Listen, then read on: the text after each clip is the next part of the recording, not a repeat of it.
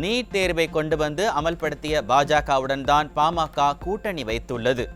அதிமுகவுடன் கூட்டணியில் இருந்தவரை 2வது இடத்தில் இருந்த பாமக தற்போது 5வது இடத்திற்கு சென்றுவிட்டதாக அதிமுக பொதுச் செயலாளர் விமர்சனம். நீட் தேர்வு சொல்லிட்டே இருக்கார் திரு அன்புமணி அவர்கள். நீட் தேர்வை கொண்டு வந்தது பாரதிய ஜனதா, அதை அமல்படுத்தது பாரதிய ஜனதா. அவரோட நீங்க கூட்டு சேர்ந்திருக்கிறீங்க, அவரோட போய் கூட்டு சேர்ந்திருக்கிறீங்க.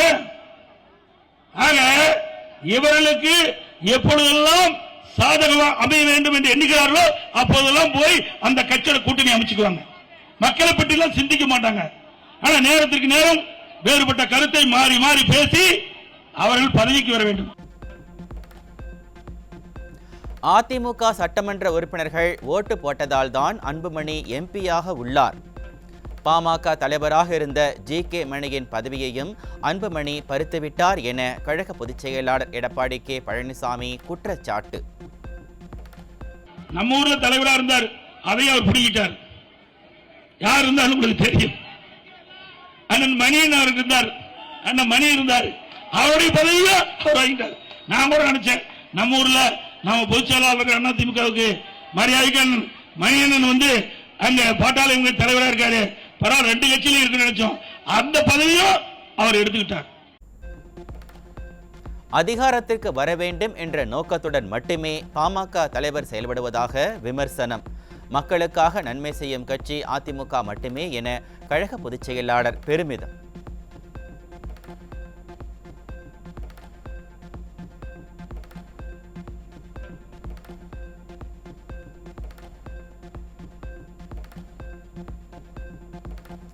அதிமுக ஆட்சியில் சாதிவாரி கணக்கெடுப்பு நடத்த வேண்டும் என அரசாணை வெளியிடப்பட்டது. 2021இல் ஆட்சிக்கு வந்த திமுக அரசு ஜூன் மாதம் அரசாணையை நீட்டித்திருந்தால் சாதிவாரி கணக்கெடுப்பு நடந்திருக்கும் என அதிமுக பொதுச் செயலாளர் பேச்சு. அண்ணா திராவிட முன்னேற்ற கழக ஆட்சி இருக்கின்ற பொழுது உங்களால் நான் முதலமைச்சராக இருந்த காலகட்டத்தில் மக்களுடைய கோரிக்கையை ஏற்று ஜாதிவாரி கணக்கெடுப்பு எடுக்க வேண்டுவதற்கு இன்றைக்கு அரசாணையிட்டு வெளியிட்டு குலசேகரன் கமிட்டி அவர் ஓய்வு பெற்ற நீதிபதி தலைமையில் கமிட்டி அமைக்கப்பட்டு அதற்குண்டான ஏற்பாடுகள் செய்யப்பட்டு இது அனைத்தும் 2020 டிசம்பர் மாதமே நான் உத்தரவு போட்டு நடைமுறை கொண்டு வந்துட்டேன். இது அவசரமா செய்யல, 5 மாதத்துக்கு முன்பாகவே இதை செய்தோம், இதுக்குண்டான நடவடிக்கை எடுத்தோம். இது ஜூன் மாசத்துல கால நீடிப்பு செஞ்சிருக்கணும். இன்னைக்கு ஜாதிவாரி கணக்கெடுப்பு தமிழ்நாடு பூரா எடுக்க வேண்டும்னா குறைஞ்சபட்சம் 2 ஆண்டு காலம் பிடிக்கும். ஒவ்வொரு 6 மாத காலமும் இதை நீடித்துக்க வேணும். ஆனால் ஆட்சி மாற்றம் ஏற்பட்டது, திராவிட முன்னேற்ற கழகம் ஆட்சிக்கு வந்தது 2021 ஜூன் மாதம், இதை நீடிக்கவில்லை, அதனால காலாவதி ஆகிவிட்டது. அதிமுக ஆட்சியில் கொண்டுவரப்பட்ட காவிரி உபரி நீரை கொண்டு 100 ஏரிகளை நிரப்பும் திட்டத்தை விடியா அரசு கிடப்பில் போட்டுவிட்டது. தமிழகத்தில் நடைபெறும் திமுக ஆட்சி இருண்ட ஆட்சி என அதிமுக பொதுச் செயலாளர் விமர்சனம். சுமார் 562 கோடியில இந்த திட்டத்தை கொண்டாங்க. இந்த திட்டம் நிறைவேற்றுகின்ற பொழுது அந்த ஏரியிலிருந்து பக்கத்து ஏரிக்கு அப்படியே நீர் அங்க பம்ப் பண்ணி கொண்டு போலாம் நினைச்சேன். சில இடத்துல மேடா இருக்கும், அந்த இடத்துல அந்த பகுதியில் இந்த தண்ணி கொண்டு போக முடியல.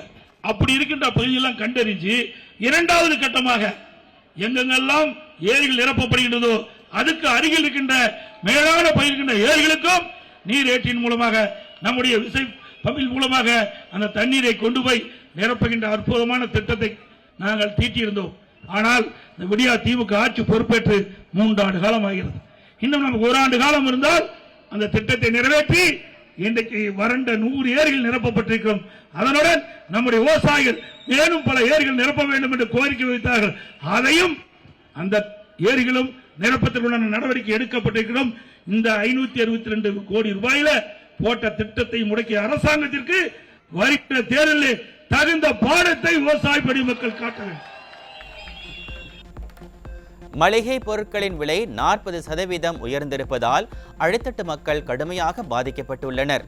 விலைவாசி உயர்வை கட்டுப்படுத்த திமுக அரசும் பாஜக அரசும் எந்த நடவடிக்கையும் எடுக்கவில்லை என கழக பொதுச் செயலாளர் குற்றச்சாட்டு. இன்னைக்கு விலைவாசி உயர்ந்து போச்சு, கட்டுப்படுத்த முடிஞ்சுதா? விலைவாசி உயர்ந்து போச்சு. ஒரு அரிசி, 1 கிலோ அரிசி 18 ரூபா உயர்ந்து போச்சு. திமுக ஆட்சியில மளிகை கடைக்கு போய் கேளுங்க. நான் மதுரையில அங்கங்கே மார்க்கெட்டுக்கு போனேன், அங்க இருக்கிற ஹோல்சேல் மார்க்கெட்டுக்கு போனேன். அங்க கேட்டேன் 1 கிலோ அரிசி என்ன விலைன்னு கேட்டேன். இந்த 6 மாசத்துல மட்டும் கொஞ்சம் கொஞ்சமா ஏறி இப்போ 18 ரூபா 1 கிலோ ஏறி போச்சு. நாங்க அதே போல என்ன விலை என்ன அது ஏறி போச்சு, பருப்பு விலை ஏறி போச்சு, சக்கரை விலை ஏறி போச்சு, மளிகை சாமான்கள் அத்தனையும் 40% உயர்ந்து போச்சுன்னு சொன்னார் அந்த மளிகை கடைக்காரர்.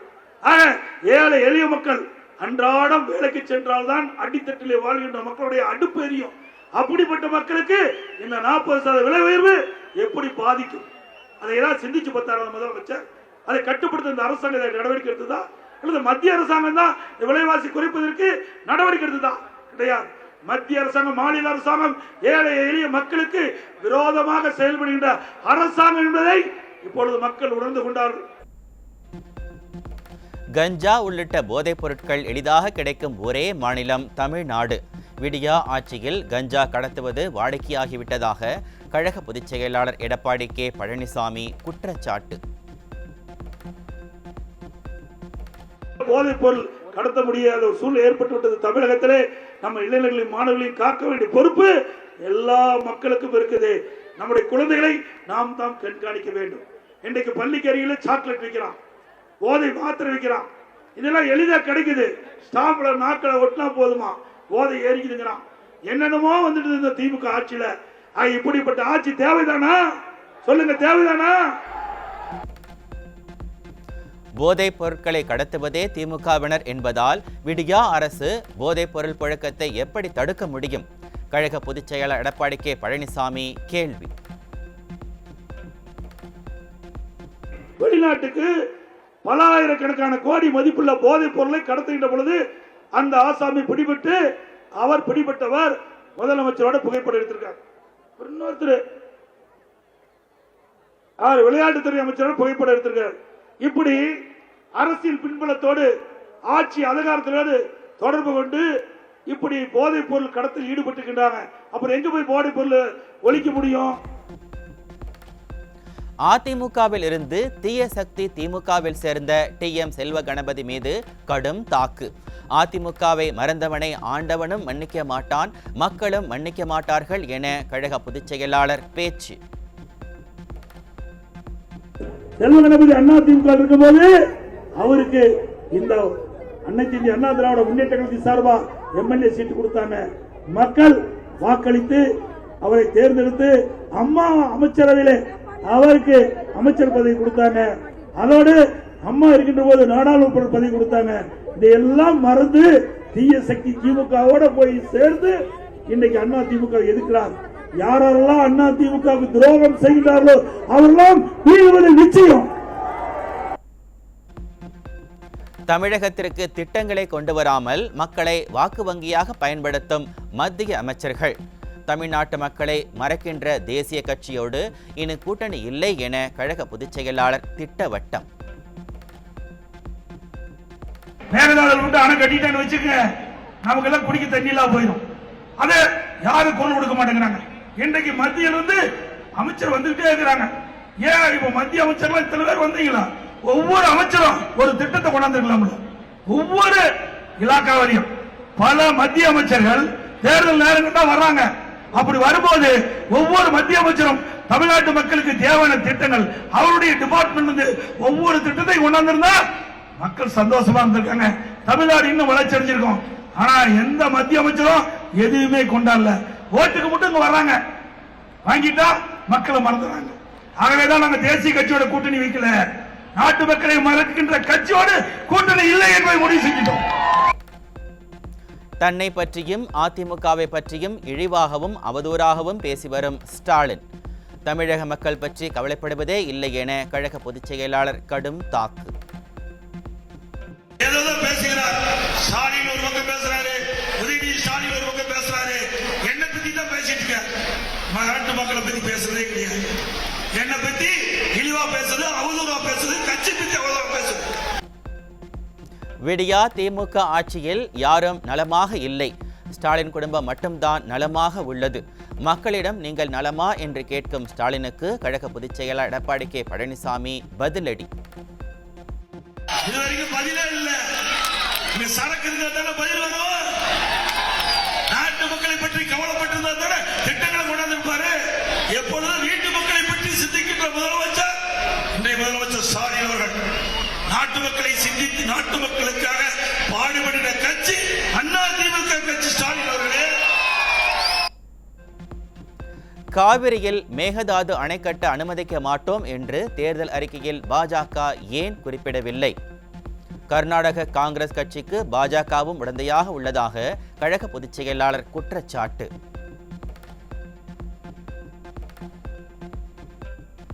சேலம் மாவட்டத்தில் அதிமுக பொதுச் செயலாளர் எடப்பாடி கே பழனிசாமி இன்று பிரம்மாண்ட வாகன பிரச்சாரம்.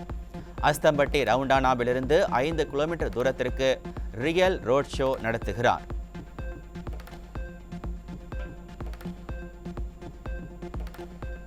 கோவையில் பழமை வாய்ந்த புனித மைக்கேல் தேவாலய பங்கு தந்தையை சந்தித்து இரட்டை இலை சின்னத்திற்கு ஆதரவாக வாக்கு சேகரிப்பு.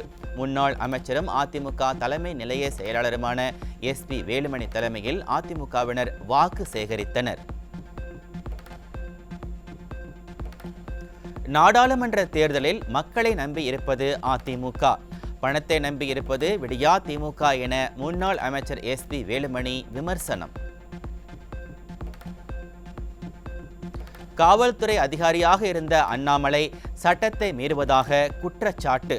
50 ஆண்டுகால வளர்ச்சியை கோவை மாவட்டத்திற்கு அதிமுக கொடுத்துள்ளது என முன்னாள் அமைச்சர் SP வேலுமணி பெருமிதம். மீடியாவிலும் சமூக வலைதளங்களிலும் மட்டுமே அரசியல் செய்து வருகிறார் அண்ணாமலை என விமர்சனம். மக்களோடு மக்களாக களத்திலிருந்து அரசியல் செய்து வருவது அதிமுக என முன்னாள் அமைச்சர் SP வேலுமணி பேட்டி. 38 MPக்களை வைத்துக்கொண்டு திமுக எதுவுமே செய்யவில்லை. 75 நாட்கள் நாடாளுமன்றத்தை முடக்கி காவிரி மேலாண்மை ஆணையம் அமைத்து தமிழ்நாட்டின் உரிமை மீட்டெடுத்த கட்சி அதிமுக என முன்னாள் அமைச்சர் SP வேலுமணி பெருமிதம். இன்று மாலை 6 மணி முதல் வாக்குப்பதிவு முடியும் வரை 48 மணி நேரத்திற்கு புதிய கட்டுப்பாடுகள் அமல். பொதுக்கூட்டத்தையோ ஊர்வலத்தையோ யாரும் ஒருங்கிணைக்கவோ நடத்தவோ பங்கேற்கவோ கூடாது என தேர்தல் ஆணையம் உத்தரவு. டிவி, FM ரேடியோ, வாட்ஸ்அப், முகநூல், ட்விட்டர் போன்றவற்றில் பிரச்சாரம் கூடாது. விதிகளை மீறி பிரச்சாரம் மேற்கொண்டால் 2 ஆண்டுகள் சிறை அல்லது அபராதம்.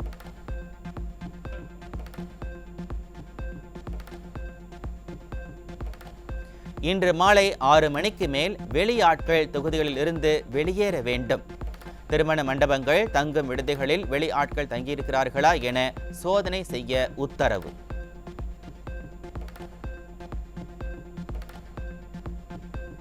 விருதுநகரில் வாக்காளர்களுக்கு பணப்பட்டுவாடா செய்ய நூதன முறையில் போலி டோக்கன் வழங்கிய விவகாரம். காங்கிரஸ் கட்சி வேட்பாளர் மாணிக்கம் தாக்கூரை தகுதி நீக்கம் செய்ய கோரி மாவட்ட தேர்தல் நடத்தும் அலுவலரிடம் அதிமுக புகார். மத்தியில் காங்கிரஸ் ஆட்சிக்கு வருமா இல்லையா என்பதே தெரியாத சூழலில் விண்ணப்பம் கொடுத்து மக்களை ஏமாற்றும் காங்கிரஸ். விடியா திமுகவின் ஏமாற்று பாணியில் ஏழை பெண்களுக்கு 1 லட்சம் தருவதாக கூறி புதிய உருட்டில் ஈடுபடுவது அம்பலம். மானாமதுரை நகராட்சியில் தேர்தல் அதிகாரிகள் அனுமதியின்றி பிரச்சாரத்தில் ஈடுபட்ட காங்கிரசார். கார்த்திக் சிதம்பரம் மனைவி ஸ்ரீநிதி மற்றும் 60 பேர் மீது 2 பிரிவுகளில் வழக்கு பதிவு. பாஜகவினர் கட்சியில் வேலை செய்ய விடாமல் தடுப்பதாகவும் கொலை மிரட்டல் விடுப்பதாகவும் பாஜக பெண் நிர்வாகி குற்றச்சாட்டு. திருப்பூரில் உள்ள பாஜக அலுவலகத்தில் திடீர் தர்ணா போராட்டத்தில் ஈடுபட்டதால் பரபரப்பு. கிருஷ்ணகிரியில் பாஜக வேட்பாளரை ஆதரித்து மத்திய அமைச்சர் ராஜ்நாத் சிங் பிரச்சாரம். பொதுக்கூட்டத்திற்கு வந்திருந்த பெண்கள் சாறை சாறையாக கிளம்பியதால் பாஜகவினர் அதிர்ச்சி. ஜோலார்பேட்டை அருகே பாஜக கொடியை தீயிட்டு எரித்த பாமக இளைஞரணி நிர்வாகி. கூட்டணியில் உள்ள பாமக நிர்வாகிகளை கலந்து ஆலோசிக்காமல் பாஜகவினர் தன்னிச்சையாக செயல்படுவதாக ஆத்திரம். கோவை துடியலூரில் ஓட்டுக்கு பணம் கொடுத்த திமுகவினரை கையும் களவுமாக பிடித்த மக்கள். அதிமுக வேட்பாளரை நேர்மையாக எதிர்கொள்ள திராணி இல்லாததால் திமுகவினர் பணப்பட்டுவாடா செய்வதாக மக்கள் குற்றச்சாட்டு.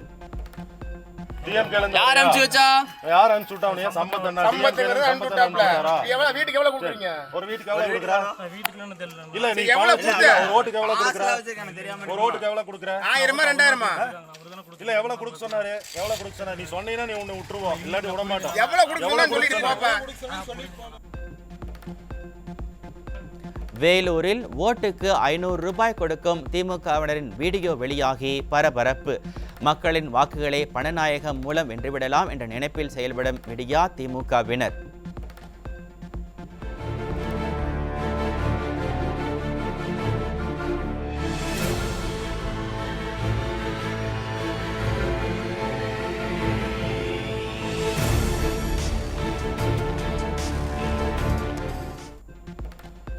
திருச்சியில் திமுக அமைச்சர் கே நேருவுக்கு சொந்தமான மருத்துவமனையை விரிவுபடுத்த பாலன் நகர் பகுதியை அபகரிக்க முயற்சி.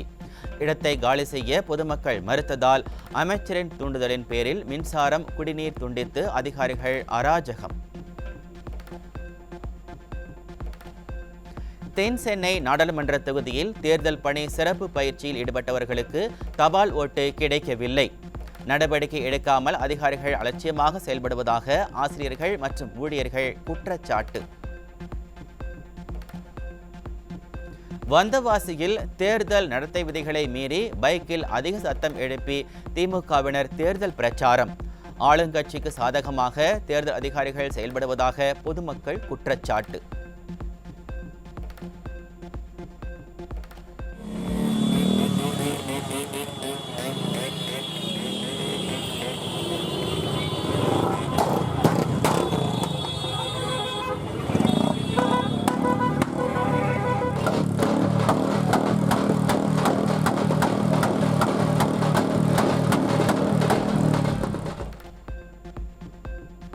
வேங்கை வயல் குடிநீர் தொட்டியில் மலம் கலந்த விவகாரத்தில் விடியா அரசுக்கு சென்னை உயர்நீதிமன்றம் சரமாரி கேள்வி.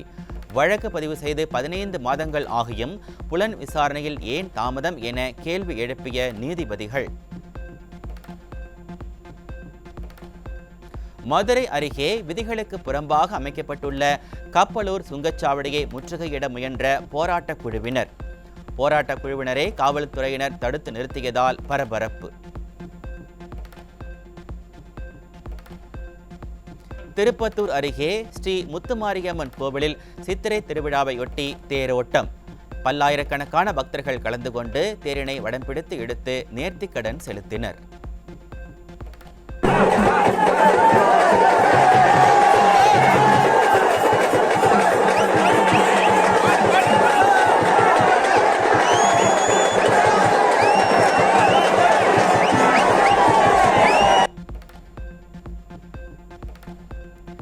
சமஸ்கிருத மொழி மேம்பாட்டிற்காக 3 ஆண்டுகளில் 643 கோடியே 84 லட்சம் ரூபாய் செலவழித்த மத்திய அரசு.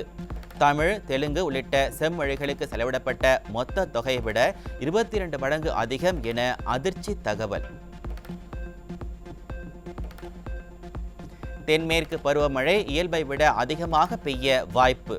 இந்திய வானிலை மையம் அறிவிப்பால் பொதுமக்கள், விவசாயிகள் மகிழ்ச்சி. போதைப்பொருள் கடத்தல் குற்றவாளி ஜாஃபர் சாதிக்கின் நீதிமன்ற காவல் நீட்டிப்பு. வரும் 20ஆம் தேதி வரை நீதிமன்ற காவலை நீட்டித்து டெல்லி பாட்டியாலா நீதிமன்றம் உத்தரவு.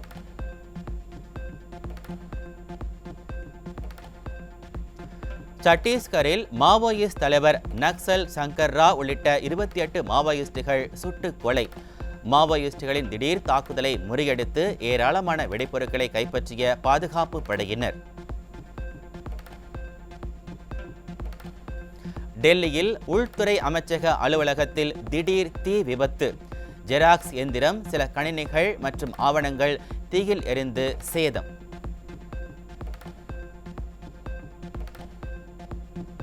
துபாய் மற்றும் ஐக்கிய அரபு நாடுகளில் கொட்டி தீர்த்த கனமழையால் நகரின் பல பகுதிகள் வெள்ளக்காடாய் காட்சியளித்தன.